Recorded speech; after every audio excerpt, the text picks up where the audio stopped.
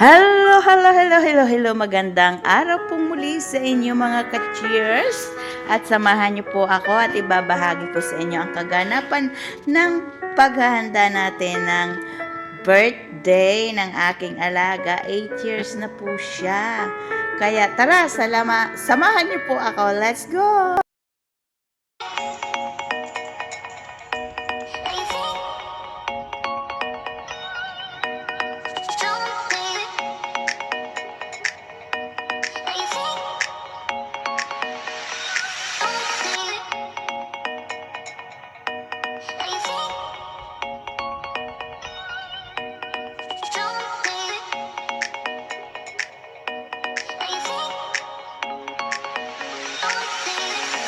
Dahil Lunes po natapat ang kanyang birthday, kaya nung Sunday po ng day off natin, bago tayo umuwi, ay namalingki po muna tayo dahil wala po, mas mura, kumbaga. At saka wala noong wonton wrapper sa supermarket. So nag-wet market po tayo. Kaya yan, nag-slice-slice na tayo at prepare na po natin. Bali, ang dinner po na ni-request niya is wonton soup at saka spring roll. Spring roll na prawns at saka vegetable. Kaya yan, naghiwa-hiwa na tayo, konti-konti lang.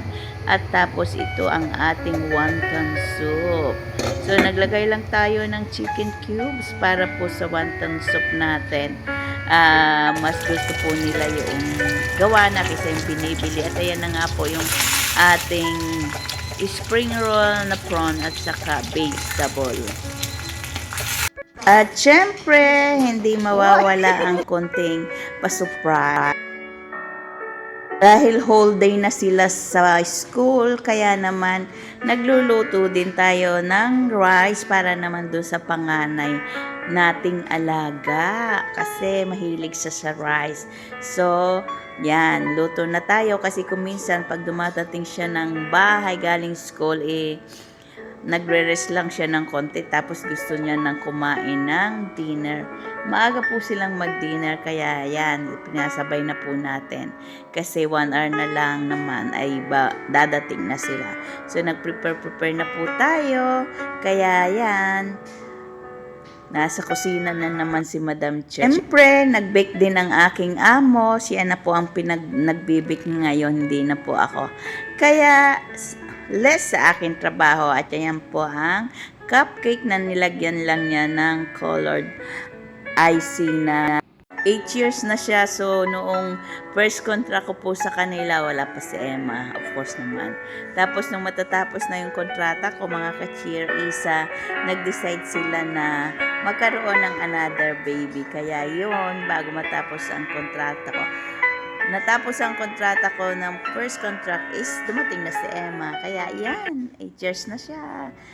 Napakadali ng panahon, ano. So, ngayon po ay pagkatapos ng kontrata ko this year, sa December, is 10 years na po rin ako sa kanila. Galam mo yun, napagtyagaan ako. Ganun. Kaya yan, bali ito ay pa 2 cake ng ginawa ni babae kay Emma. At dahil mahilig din kami sa flower, ayan, may mga flowers kami dito sa bahay. Diyan, sinindihan na po natin dahil padating na sila. Wait lang po natin dahil magdo-doorbell yan. Emma, happy birthday to you. Happy birthday, happy birthday, happy birthday to you. Like it? Yeah. Wish. Yay! Like it? Yeah. Okay. Open the present. This is my present for you. You need to open. This.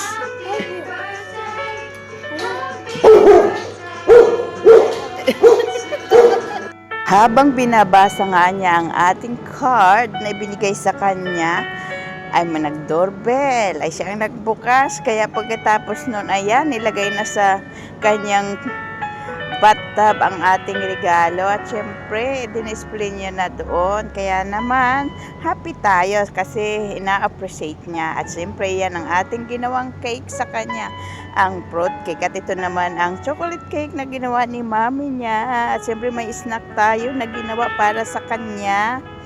At ang ating fruits po ay mga putas lang po yan na atin pong pinag-style na cake. At ayan nga po ang table, very makulay. 2 days before ng kanyang birthday ay may nag-sleep over syempre sa kanya. At gumawa pa rin ng cake syempre si babae at saka ng cupcake. At yan nga po ang ginawa niyang cupcake, kulay purple. At saka itong cake na ito ay ang chocolate cake na yan. Hindi pala. Yan yung cheesecake na ginawa. Lemon cake, I mean to say. Yan.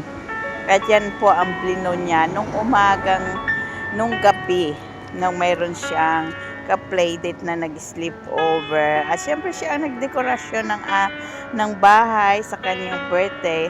Actually, 1 month pa bago mag-birthday siya ay very excited na siya sa sleep over niya kasi yun ang first day na pag-celebrate. Siyempre sa araw nga po ng kanyang kaarawan talaga, ayan, dahil natapat ng Lunes. Kaya nung day off ko po ng Sunday ay namili na po ako bago umuwi. At yan ang ating mga pinamili kasi mas mura-mura pag sa marketplace at sa wet market dahil mas sariwa po ang mga vegetable. At yan na nga po atin na po piniprepare na po. Gagawa tayo ng vegetable lumpia at saka prawn lumpia at saka siyempre yung ating wonton. Gagawa tayo ng pansit molo dahil hinihiling po niya yan sa atin. At gusto rin po nung mag-asawa ang pansit molo with spring roll. 2 spring roll kasi si babae hindi masyado sa prawn at humiling naman si Emma ng vegetable. Kaya yan, lulutuin na po natin. So, atin na pong niluto yung vegetable at atin prepare na yan at atin nang babalutin para po mamaya-maya ay piprituhin na lang natin. Balot na po natin ang wonton at yan naman ang cake na si babae ang magde-decorate po niyan. Pangalawang cake po yan ni Emma para po ibublo yan sa birthday mismo niya mamaya. Yan. So, 8 years na, di ba? Parang kailan lang ako sa kanila. Pero ayan na, si babae din nag-bake niyan. Although marunong lang po akong gumawa ng cake. Kaya lang, hands-on kasi si babae, kaya siya ang gumagawa. Pero sabi ko yung cake stand ay wag niyang gagamitin sa cake niya dahil gagamitin natin doon sa fruit cake. At ayan na nga po ang kanyang nagawa na lagay na sa mesa at ang daming candle, 8 plus yung 8 numbers. At yan na nga po yung ginawa nating fruit cake. Siyempre, inayos na rin natin ng mesa para pagdating po niya ay okay na siya.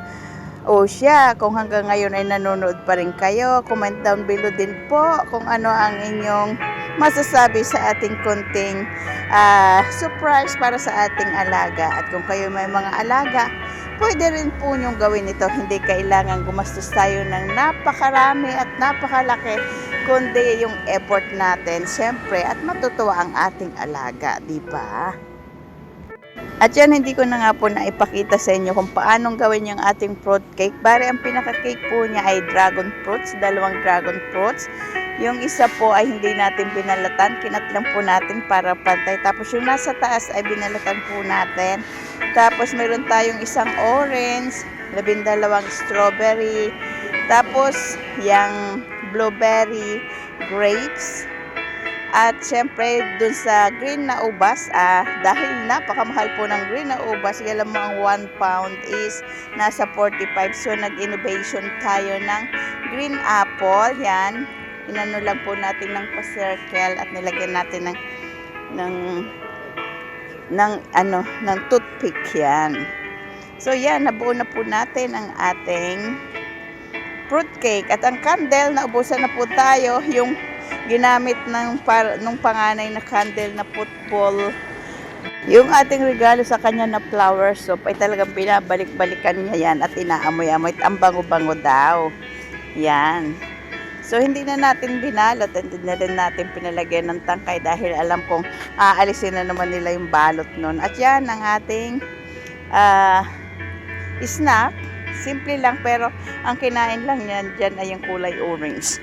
Dahil ang pinakabinanatan ng aking alaga ay yung mga prutas. Yan, agad yung orange ang kinain niya kasi matamis nga naman yung orange.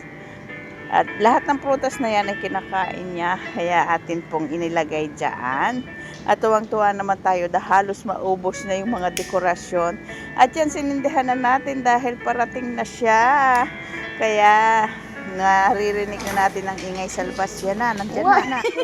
Emma, happy birthday to you. Happy birthday, happy birthday, happy birthday to you. Like it?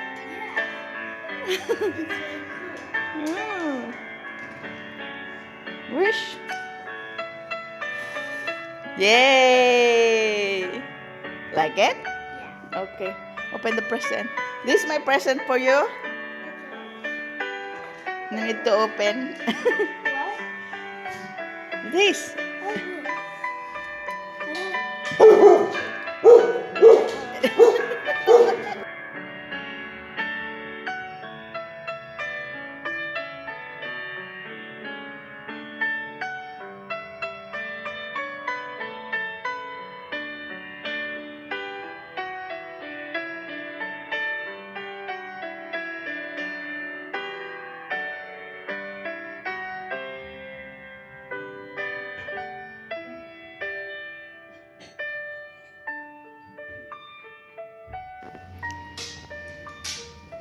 How's school today?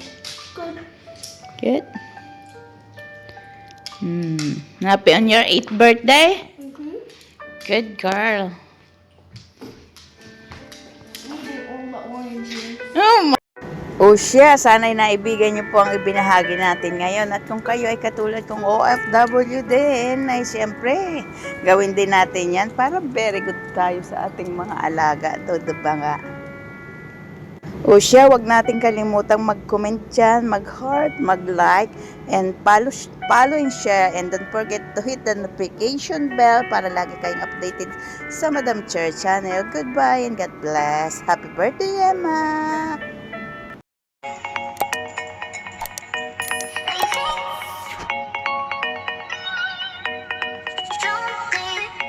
My gosh.